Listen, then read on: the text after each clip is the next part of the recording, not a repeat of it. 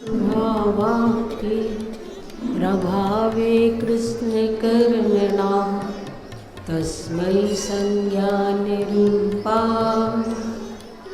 नमोस्तु परमात्मने।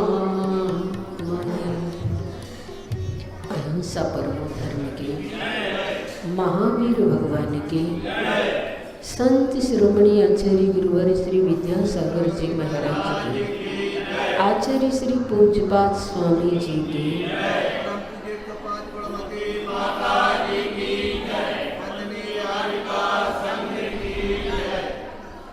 आज हम समझेंगे ज्ञानी के सानिध्य से लाभ, यानी कि अगर हमारी जिंदगी में ज्ञानियों का, सत्पुरुषों का, प्रज्ञा पुरुषों का, बुद्धि पुरुषों का सानिध्य प्राप्त होता है तो हमें उनसे क्या सीखने को मिलता है। आचार्य पूज्यपाद स्वामी इस कारिका से कहना चाह रहे हैं कि जैसी संगति करोगे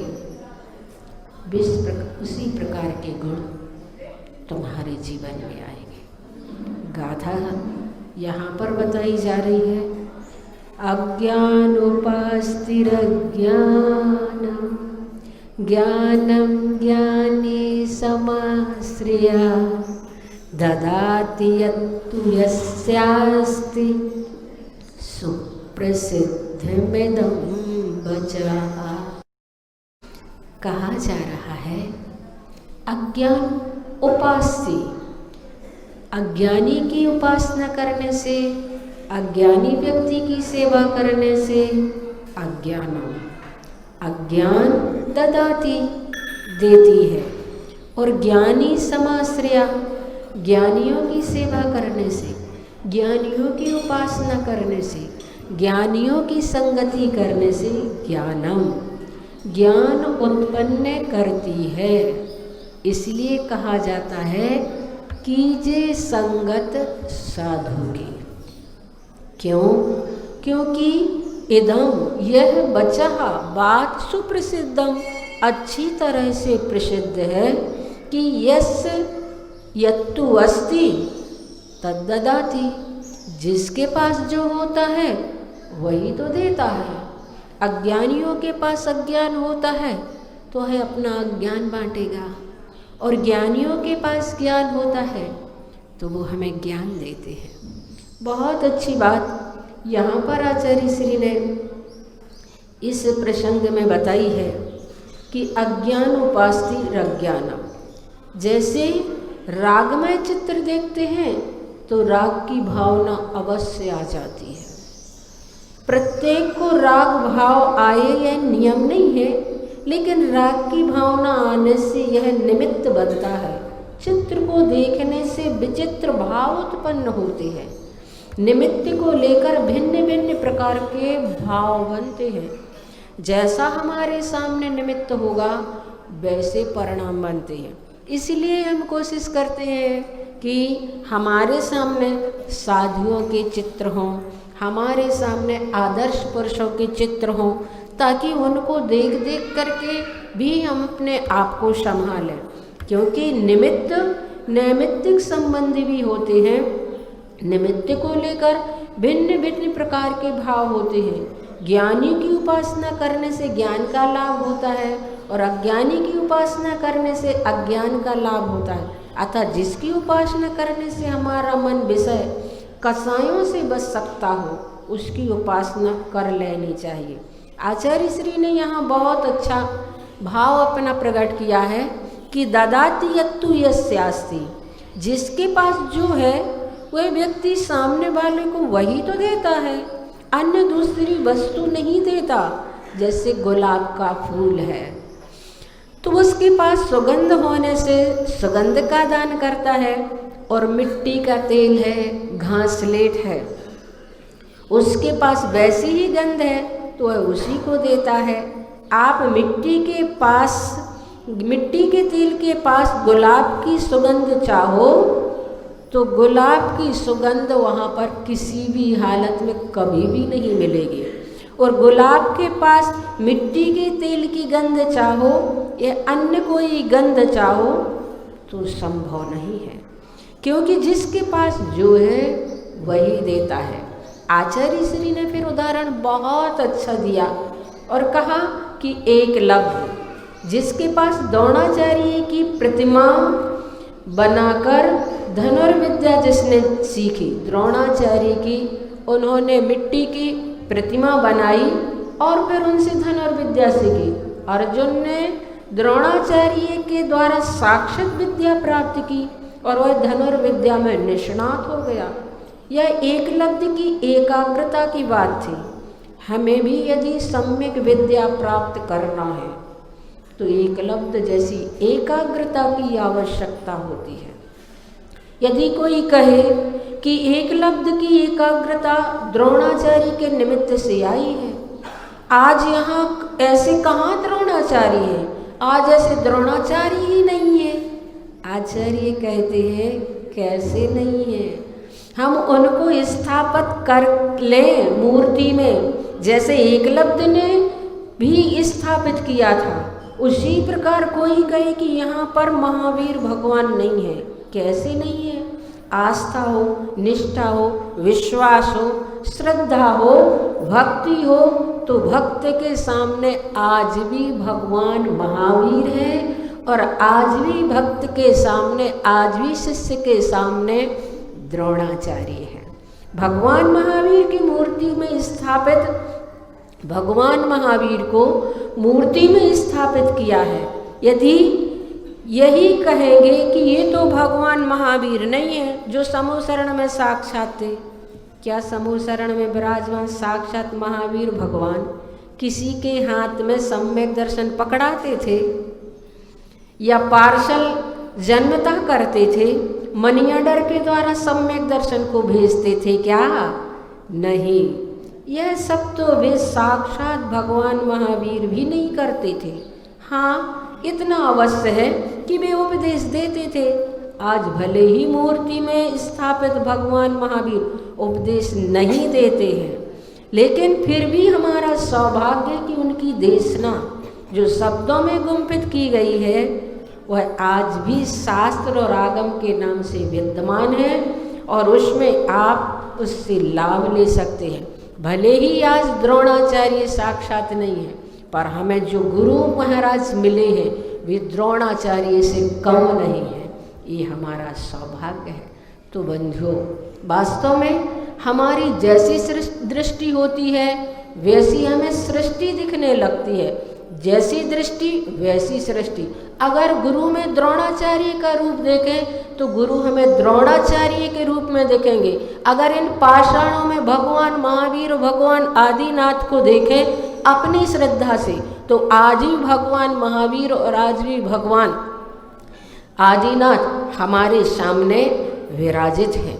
मैंने पढ़ा मुनि श्री प्रमाण सागर महाराज जी की पुस्तक दिव्य जीवन का द्वार, उसमें उन्होंने दिया कि एक बार हकीम लुकमान से किसी ने पूछा कि आपने ये तमीज किससे सीखी, तो उन्होंने उत्तर दिया बदतमीजों से। वो कैसे? बड़े आश्चर्य से उसने उनसे पूछा, तो उन्होंने कहा लुकमान हकीम ने कि उनकी प्रवृत्तियों को देखकर मैं उनसे परहेज करता रहा। जैसी उनकी गलत प्रवृत्तियाँ थी उन प्रवृत्तियों को देखकर मैं उनसे परहेज करता रहा, उन प्रवृत्तियों से, तो मेरे पास तमीज़ आ गई। तो वास्तव में हम अपनी दृष्टि को ऐसा भी बना सकते हैं। और उन्हीं का एक उदाहरण और मिलता है कि जब वो हकीम लुकमान अपनी ज़िंदगी की अंतिम अवस्था में थे, मरणासन्न अवस्था में थे, तब उनके बेटे ने उनसे शिक्षाएं मांगी। उनके पास जितनी अच्छी अच्छी शिक्षाएं थी उन्होंने वो सारी शिक्षाएं अपने बेटे को दी। और एक दिन बेटे ने और फिर पूछा, पिताजी और भी कोई और शिक्षा अच्छी सी आपके पास हो तो आप मुझे दीजिए। जब वे अंतिम सांसें गिन रहे थे, अंतिम सांसें गिन रहे थे, तब उन्होंने अपने बेटे को शिक्षा देने के लिए इशारा किया। बेटा इशारा समझते ही एक धूपदान में चंदन का चूर्ण रखा हुआ था, उसे अपनी मुट्ठी में ले आया। पिताजी ने फिर इशारा किया, दूसरा, तो चूल्हे में कोयला रखा था, दूसरी मुट्ठी में वह उसे ले आया। फिर उन्होंने इशारा किया और कहा कि इसे फेंक दो। उसने दोनों चीज़ों को अलग कर दिया। उन्होंने पूछा, बताओ तुम्हारे हाथ में क्या है? बेटा तो कुछ भी नहीं समझा, कहने लगा हमारे दोनों हाथ खाली हैं। पिताजी ने कहा गौर से देखो। बेटे ने जब गौर से देखा तो जिस हाथ में चंदन का चूर्ण लाया था उस हाथ में सुगंधी अभी भी फूट रही थी, जबकि चंदन का चूर्ण उसके हाथ में नहीं था। और जिस हाथ से कोयला लाया था वह कोयला तो वैसे ही काला था और उसके हाथ में नहीं भी था, फिर भी उसके हाथ को काला कर गया। तब रहस्य को समझाते हुए हकीम लुकमान ने कहा, बेटे दुनिया में दो तरह के लोग होते हैं। एक तो चंदन की तरह अपने जीवन में सुगंधी फैलाते रहते हैं और दूसरे के जीवन को भी सुगंधित कर देते हैं। जब तक उनका सानिध्य हमें प्राप्त होता है तब तक हमारा जीवन सुगंधित होता है, और उनका सानिध्य छूट भी जाए तो भी हमारा जीवन महकता रहता है। और दूसरे लोग दुर्गुणों की कालिख अपने साथ में लिए हुए होते हैं, कोयले की तरह उनका जीवन होता है। जब तक हम उनकी संगति करेंगे तब तक हमारा जीवन बिगड़ता है। संगति छूट भी जाए तो भी उस कालिख को छुटा पाना बड़ा मुश्किल होता है। तो बंधुओं, यहाँ पर आचार्य पूज्यपाद स्वामी कह रहे हैं, अज्ञानोपास्तिर अज्ञानम। जिसके पास अज्ञानता है वो तुम्हें वो ही देगा, चाहे कुछ भी कर ले, कुछ भी कर ले। उसकी हर क्रिया से अज्ञान ही टपकेगा, हर क्रिया में उसकी अज्ञानता छुपी हुई होती है। उसकी क्रिया से हम कभी शिक्षा सबक ये नहीं ले सकते जो हमारे जीवन को महकाने वाली हो। हमारी जिंदगी को बदबू से भरने वाली तो क्रिया हो सकती है, लेकिन हमारी जिंदगी को महकाने वाली क्रिया उसके जीवन से हम देख ही नहीं सकेंगे। ऐसी क्रिया वो कर देगा कि आप भीतर ही भीतर तिल में लाते रहेंगे, कह कुछ भी नहीं पाएंगे, कर कुछ भी नहीं पाएंगे। क्योंकि ऐसे लोग होते हैं जिनका हम कर कुछ नहीं सकते, कह कुछ भी नहीं सकते, लेकिन उनकी क्रिया उनके लिए ही दुखदाई होती है। और जिसने भी उनकी संगति की उनका जीवन वर्तमान में और आगे चलकर भी दुखदाई ही बनता है। और संगति आचार्य गुरु और श्री विद्यासागर महाराज जैसे संतों का सानिध्य जब मिल जाता है तो हम लोग तो सभी अपने आप को बड़ा सौभाग्यशाली मानते हैं कि पता नहीं कौन सा जीवन में हम लोगों ने ऐसा पुण्य किया होगा कि ऐसे गुरु का सानिध्य प्राप्त हुआ जिनकी हर क्रिया से शिक्षा प्राप्त होती है। हर क्रिया से, उनके उठने में, बैठने में, बोलने में, बात करने में, हर चीज में उनकी शिक्षा हमें मिलती है। कभी आचार्य श्री को कहना नहीं पड़ता कि धीमे बोलो, या तो अंगुली रख देंगे, या भी स्वयं ही इतने धीरे से बोलेंगे, इतने धीमे से बोलेंगे कि सब बिल्कुल साइलेंट हो जाएंगे कि सुनाई ही नहीं दे रहा आचार्य श्री क्या बोल रहे हैं। और जितने धीमे से फिर आचार्य श्री बोलेंगे, सामने वाला भी उतनी धीरे से बोलेगा। फिर तो हर चीज़ में ऐसी शिक्षा मिलती है आचार्य श्री की हर क्रिया में कि उन्हें कहने की ज़रूरत ही नहीं होती है। वह स्वयं सामने वाला अगर सीख लेने वाला हो तो सीख लेता है। समय तो बंधु अपना हो रहा है, 7:45 बजने वाले हैं और अभी मैंने आप लोगों को शांति धारा में आरी का श्री अनुनयमती माता जी के नाम की शांति धारा कराई। वो गंभीर स्थिति से चल रही हैं।